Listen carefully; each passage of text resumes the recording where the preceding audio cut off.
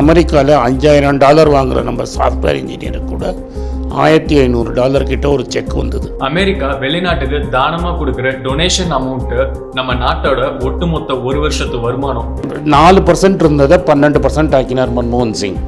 அதனால தான் உங்களுக்கு இவ்வளோ குரோத் ஆகி வல்லரசு நாடாச்சு. இந்தியா என்னைக்குமே வல்லரசா மாறினதே கிடையாது. உங்களுக்கு மேனுஃபேக்சரிங்கை பைபாஸ் பண்ணி சர்வீஸுக்கு போயிட்டு வந்தோம். நம்ம உதாரணத்துக்கு நான் துணி வித்து பணக்காரன் ஆகணும்னா நீங்க துணி வித்து தான் பணக்காரன் ஆகணும்னு அவசியமே கிடையாது. ஒரு வருஷத்துல ஒரு யூனிவர்சிட்டிக்கு 100 கோடியோ 150 கோடியோ கொடுப்பாரு. அப்புறம் ஏன் சார் டாப் 150 யூனிவர்சிட்டியில ஒரு இந்தியன் யூனிவர்சிட்டி கூட வரவே இல்லை?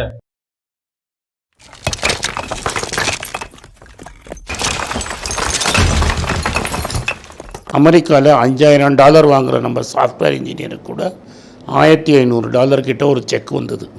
1400 1500 இப்போ இன்னொரு $1400 கொடுக்க போகிறாங்க. ஸோ நோட்டை பிரிண்ட் அடித்து ஒரு ஆளுக்கு $3000 அவங்க கொடுத்துருக்காங்க. நம்ம ஊர்லேயும் 80% ஆஃப் தி பாப்புலேஷனுக்கு மாதம் $6000 7 மாதத்துக்கு கொடுத்துருந்தாங்கன்னா இந்த இதை ஸ்டாப் பண்ணியிருக்க முடிஞ்சிருக்கும். இந்த 4ங்கிறத 2ஆக பண்ண முடிஞ்சிருக்கும். அதாவது அடிபட்டும் போது உடனே மருந்து போட்டிருந்தாங்கன்னா போன வருஷத்தில் 6 மாதத்துக்கு $6000 தலா $6000 போட்டிருந்தாங்கன்னா இப்போ ஒரு 80% ஆஃப் தி பாப்புலேஷனுக்கு $36000 போட்டிருந்தாங்கன்னா டெஃபினட்டாக பெட்டராக இருந்திருக்கும். அமெரிக்கா வெளிநாட்டுக்கு தானமா கொடுக்குற டொனேஷன் அமௌண்ட் நம்ம நாட்டோட ஒட்டுமொத்த ஒரு வருஷத்து வருமானம். அவங்க மிலிட்ரிக்கு செய்யற ஒரு வருஷத்து செலவு நம்ம நாட்டோட 3 வருஷத்து வருமானம். ஆனா ஜனத்தொகை அவங்கள விட 5-6 மடங்கு நாம அதிகம். அவங்க 6 மாசத்துக்கு அந்த மக்களுக்கு கொடுத்த அமெரிக்கன் டாலர்ஸை நம்ம நாட்டுல கொடுத்திருந்தா ஒரே மாசத்துல காலியா போயிருக்கும். மிச்சம் இருக்க 5 மாசத்துக்கு அவங்களாலே கொடுக்க முடியாது. இதுல நாம கொடுத்திருந்தோம் அப்படின்னா பெட்ரோல் விலை 1000ல போய் நிற்கும். ஆனா உங்களோட வாதம் என்னன்னா ஏழை இந்தியா ரொம்ப மோசமான ஒரு நிலையில இருக்கு. அப்படி இல்லை. இந்த ஏழை இந்தியாவில் இருக்கிற 90%லேருந்து 40% நீங்கள் பணக்கார இந்தியாவுக்கு மாற்றினீங்கன்னா தான் திரும்பி இந்தியா வல்லரசு ஆகும், குரோத் வரும். ஆனால் 4% இருந்ததை 12% ஆக்கினார் மன்மோகன் சிங். அதனால தான் உங்களுக்கு இவ்வளோ குரோத் ஆகி வல்லரசு நாடாச்சு. இந்தியா என்னைக்குமே வல்லரசா மாறினதே கிடையாது. ஒரு நாடு வல்லரசா இருக்கணும் அப்படின்னா ஒண்ணு பொருளாதார ரீதியா இருக்கணும், அப்படி இல்லைன்னா படைபலத்துல இருக்கணும். இது ரெண்டுலையுமே இந்தியா இருந்ததே கிடையாது. பொருளாதார ரீதியா பாத்தீங்க அப்படின்னா நம்ம நாடு இது வரைக்கும் போட்டது எல்லாமே டெபிசிட் பட்ஜெட், அதாவது வரவை விட செலவு ஜாஸ்தியா இருக்கு. இப்ப என் குடும்பத்துக்கு வர வருமானம் பத்தாதுன்னு நான் கடன் வாங்கி என் குடும்பத்தை நடத்தினா என்ன நீங்க பணக்காரன்னு சொல்லுவீங்களா? அப்ப ஒரு நாடு மட்டும் எப்படி வல்லரசுன்னு நீங்க சொல்ல முடியும்? சரி, படைபலமாவது இருக்கான்னு பார்த்தா அதுவுமே கிடையாது. ஒரு நாட்டோட படைபலத்துக்கு முக்கியம் கடற்படை. கடற்படையில முக்கியமான விஷயம் விமானம் தாங்கி கப்பல், கேரியர் வெசல் அப்படின்னு சொல்லுவாங்க. நம்ம நாட்டு இருக்கிற நிலைமைக்கு அந்தமான் நிக்கோபார்ல ஒரு கேரியர் வெசலும் லட்சத்தீப்ல ஒரு கேரியர் வெசலும் வச்சு மொத்த இந்திய பெருங்கடல்ல நடக்கிற வர்த்தகத்தையும் நம்ம கட்டுப்பாட்டுல வச்சிருந்தோம் அப்படின்னா நாம வல்லரசுன்னு சொல்ல முடியும்.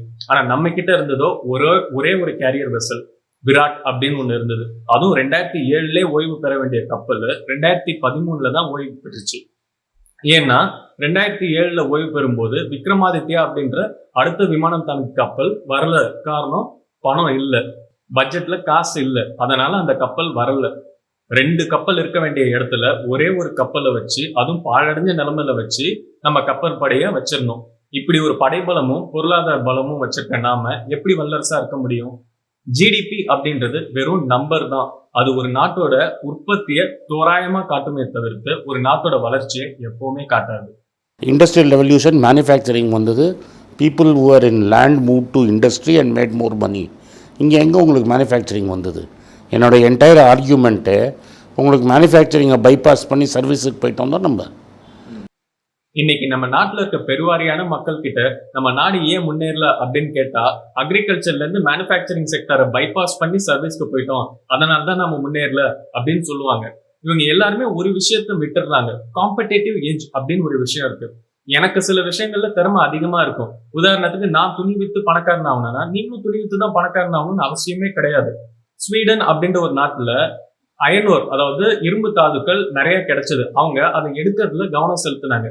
ஜெர்மனி கிட்ட அயனோர் பெருசா கிடையாது. அவங்க என்ன பண்ணாங்க, ஸ்வீடன் நாட்டுல இருக்கிற அயனோரை வாங்கி அதை பினிஷ்டு ப்ராடக்ட், அதாவது ஏதாவது ஒரு பொருளா பயன்படுத்தக்கூடிய ஒரு பொருளா அதை மாத்தினாங்க.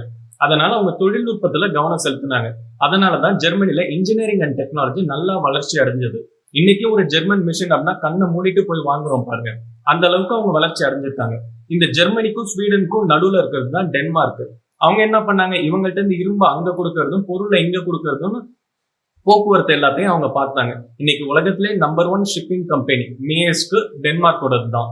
இன்னைக்கு இந்தியாவுக்கும் சைனாக்கும் இருக்கிற ஒரே காம்படிட்டிவ் அட்வான்டேஜ் என்ன அப்படின்னு பாத்தீங்கன்னா ஜனத்தொகை, பாப்புலேஷன் அதிகமா இருந்ததுன்னா லேபர் சீப்பா கிடைக்கும்.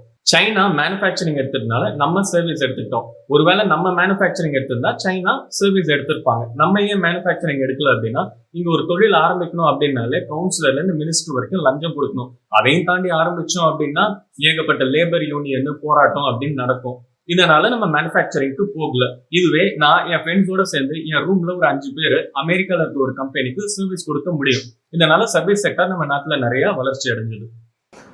யூரோப்லாம் பியூர்லி இண்டஸ்ட்ரியலைஸ்டு நேஷனாக மாறிச்சு. அதுக்கப்புறம் ஐடி சர்வீஸ் செக்டருக்குள்ளே வந்தாங்க. நம்ம வந்து அந்த அந்த ஃபேஸை வந்து பைபாஸ் பண்ணி போயிட்டு ஏன் bypass அதனால பண்ணீங்க? என்ன எக்ஸாக்டான பாதிப்புன்னு நினைக்கிறீங்க? பாதிப்புன்னா உங்களோட லார்ஜ் செக்ஷன்ஸ் ஆஃப் சொசைட்டி கம்ப்ளீட்டாக வெளில விட்டோம்ல. எவ்வளோ பேர் உங்களால் ஐடியில் ஜாப் வாங்க முடியும்? வெரஸ் லார்ஜ் ஸ்கேல் மேனுஃபேக்சரிங்கை ஃப்ரீ பண்ணியிருந்தீங்கன்னா ஒரு கார்மெண்ட் பிளான்ட்டில் 5000 பேர் வேலை செய்ய முடியும்.